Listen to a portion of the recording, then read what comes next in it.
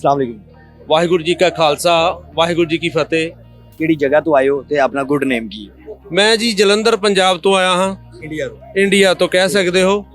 ਤੇ ਮੇਰਾ ਨਾਮ ਹੈ ਜੀ ਪਰਮਵੀਰ ਸਿੰਘ ਜੌਲ। ਦੁਨੀਆ ਭਰ ਦੇ ਵਿੱਚ ਵਸਦੇ ਹੋਏ ਸਾਰੇ ਹੀ ਗੁਰੂ ਨਾਨਕ ਨਾਮ ਲੇਵਾ ਜੋ ਸ਼ਰਧਾਲੂ ਹਨ ਉਹਨਾਂ ਨੂੰ ਅਸੀਂ ਪ੍ਰਕਾਸ਼ ਪੁਰਬ ਦੀ ਲੱਖ ਲੱਖ ਵਧਾਈ ਦਿੰਦੇ ਹਾਂ। ਬਹੁਤ ਆਨੰਦ ਹੈ ਕਿ ਅੱਜ ਗੁਰੂ ਨਾਨਕ ਪਾਤਸ਼ਾਹ ਦੇ ਪ੍ਰਤੀ ਹਰ ਬੱਚਾ ਬਜ਼ੁਰਗ ਹਰ ਕੋਈ ਇਹ ਮਹਿਸੂਸ ਕਰ ਰਿਹਾ ਹੈ ਕਿ ਇਹ ਸਾਡੇ ਪਾਤਸ਼ਾਹ ਦਾ ਪੁਰਬ ਹੈ ਔਰ ਧੰਨ ਹੈ ਵੱਡੀ ਕਮਾਈ ਗੁਰੂ ਨਾਨਕ ਪਾਤਸ਼ਾਹ ਦੀ ਜਿਨ੍ਹਾਂ ਦਾ ਮੈਸੇਜ ਨਾਮ ਜਪਣਾ ਕਿਰਤ ਕਰਨੀ ਤੇ ਵੰਡ ਛਕਣਾ ਅੱਜ ਪੂਰੀ ਦੁਨੀਆ 'ਚ ਪਹੁੰਚ ਰਿਹਾ ਹੈ। ਪਰਮਵੀਰ ਭਾਈ ਇਹ ਮੈਨੂੰ ਦੱਸੋ ਕਿ ਇਹ ਪਾਲਕੀ ਆ ਰਹੀ ਹੈ, ਹਾਂਜੀ। ਇਹ ਆਪਣੇ ਮਜ਼ਹਬ ਦੇ ਵਿੱਚ ਕੀ ਹੈ ਤੇ ਕੀ ਸਮਝਿਆ ਜਾਂਦਾ ਤੇ ਇਹ ਕਾਫਲਾ ਕਿੱਥੇ ਤੱਕ ਜਾਏਗਾ? ਜਿਵੇਂ ਤੁਸੀਂ ਜਾਣਦੇ ਹੋ ਕਿ ਪਹਿਲੇ ਪਾਤਸ਼ਾਹ ਤੋਂ ਲੈ ਕੇ 10ਵੀਂ ਪਾਤਸ਼ਾਹ ਤੱਕ ਪਾਤਸ਼ਾਹੀਆਂ ਹੋਈਆਂ ਹਨ।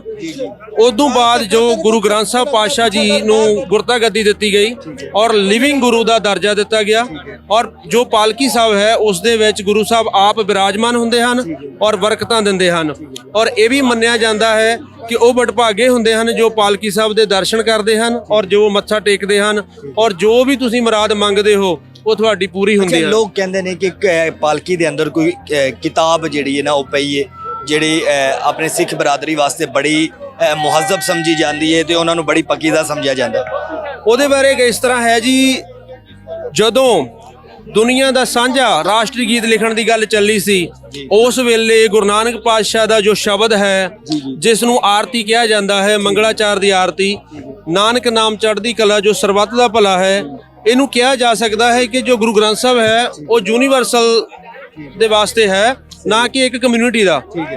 ਯੂਨੀਵਰਸਲ ਦੇ ਲਈ ਗੁਰੂ ਗ੍ਰੰਥ ਸਾਹਿਬ ਜੀ ਹਨ ਔਰ ਇਹਦੇ ਵਿੱਚ ਤੁਸੀਂ ਮਹਿਸੂਸ ਕਰੋ ਹਰ ਇੱਕ ਵਰਗ ਈਵਨ ਇਸਤਰੀਆਂ ਵਾਸਤੇ ਸਪੈਸ਼ਲ ਦਰਜਾ ਦਿੱਤਾ ਗਿਆ ਹੈ ਕਿ ਸੋ ਕੋ ਮੰਦਾ ਆਖੀਏ ਜਿਤ ਜੰਮੇ ਰਾਜਾਨ। ਸੋ ਇਸ ਕਰਕੇ ਗੁਰੂ ਗ੍ਰੰਥ ਸਾਹਿਬ ਜੀ ਸਾਰਿਆਂ ਦੇ ਸਾਂਝੇ ਗੁਰੂ ਹਨ ਔਰ ਸਾਰੇ ਹੀ ਇਸ ਨੂੰ ਸਤਿਕਾਰ ਨਵਾਜਦੇ ਹਨ ਔਰ ਹਰ ਮਜ਼ਹਬ ਦਾ ਇਹਦੇ ਵਿੱਚ ਸਤਿਕਾਰ ਕੀਤਾ ਗਿਆ। ਇਹ ਪਾਲਕੀ ਹੁਣ ਅੱਗੇ ਕਿਹੜੀ ਜਗ੍ਹਾ ਤੇ ਜਾਏਗੀ ਤੇ ਕਿੰਨਾ ਸਫ਼ਰ ਹੈ ਕਰਦੇ? ਜਿਵੇਂ ਕਿ ਤੁਸੀਂ ਜਾਣਦੇ ਹੋ ਨਨਕਾਣਾ ਸਾਹਿਬ ਦੇ ਨਜ਼ਦੀਕ 7 ਗੁਰੂ ਘਰ ਹਨ। ਸਾਰਿਆਂ ਦੇ ਵਿੱਚ ਸੰਗਤ ਬੜੀ ਬੇਸਬਰੀ ਨਾਲ ਉਡੀਕ ਕਰ ਰਹੀ ਹੈ ਔਰ ਇਹ ਪਾਲਕੀ ਸਾਹਿਬ ਸੰਗਤਾਂ ਦਾ ਠਾਠਾ ਮਾਰਦਾ ਇਕੱਠ ਲੈ ਕੇ ਦਰ ਬਦਰ ਹੁੰਦੀ ਹੋਈ ਸ਼ਹਿਰ ਦੇ ਹਰ ਕੋਨੇ ਤੋਂ ਦੀ ਸ਼ਾਮ 5 ਵਜੇ ਤੱਕ ਦੁਬਾਰਾ ਨਨਕਾਣਾ ਸਾਹਿਬ ਇਹ ਨਗਰ ਕੀਰਤਨ ਸਮਾਪਤ ਹੋਏਗਾ ਔਰ ਉਸ ਤੋਂ ਬਾਅਦ ਸ਼ਾਮ ਨੂੰ ਆਸ਼ਤਬਾਜ਼ੀ ਵੀ ਹੋਏਗੀ ਔਰ ਗੁਰੂ ਕਾ ਲੰਗਰ ਹਰ ਜਗ੍ਹਾ ਅੱਜ ਅਟੁੱਟ ਵਰਤੇਗਾ ਔਰ ਇਸ ਦੇ ਨਾਲ ਨਾਲ ਫੁੱਲਾਂ ਦੀ ਵਰਖਾ ਹੋ ਰਹੀ ਹੈ।